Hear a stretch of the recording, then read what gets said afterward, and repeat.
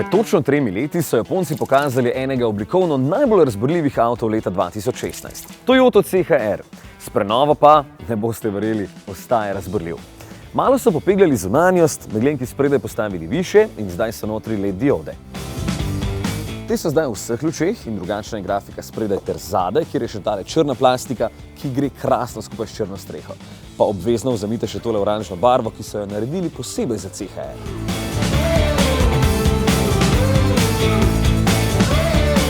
Znotraj na videz malo sprememb. Nekaj novih materialov in tale plastika na vratih je zdaj gumirana in bolj topla. Najbolj pa boste veseli novega multimedijskega sistema, ker prej je bil eden slabših, zdaj pa je zelo odziven in se že v osnovi razume z Apple CarPlay in Android Auto. Pa še fizični gumbi so zdaj ob straneh zaslona, ker tisti na dotik prej so bili slabo odzivni, LED uro iz leta 1980 pa so poslali v večna lovišča.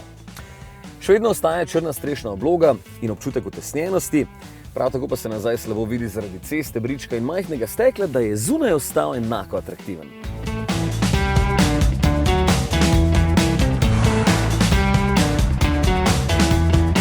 Vem, bolj vas zanima pogon. Tale je najzmogljivejši hibridni, ker ima voznik na voljo 135 kW, se pravi 184 konjev sistemske moči in 190 Nm navora, dvolitrski bencinski motor pa je termalno najbolj učinkovit na tržišču. Takšen pogon je tudi v Corolli in tudi tu skrbi za bolj elegantno vožnjo, ker se ne rabi toliko mučiti kot šibkejši 1,8 litrski stroj. Še vedno bo zaradi menjalnika ECVT ob močnem pospeševanju glasen, se pa pozna, da so dodali več zvočne zatesnitve, ker ni moteč. Vožnja je ostala vrhunska, predvsem udobna, za tip avtomobila je recimo med ovinki presenetljivo zabaven, malo se nagiba, krmilni mehanizem pa je natančen in z dobrim občutkom na volanu. Res, prav fajn ga je peljati.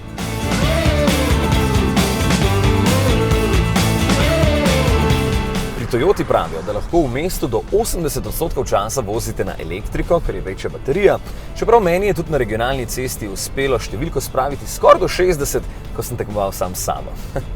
Lahko je zelo varčen, tudi manj kot 5 litrov bencina ob lepi vožnji, je pa res, da je moči kar nekaj, zato te tu pa tam zanese. No, mene je, zato je poraba med 6 in 7 litrov, kar je primerljivo z enako močnimi dizli. Aha, prtljažnik je manjši za 19 litrov, ker je večja baterija, cene pa se začnejo pri 30 000.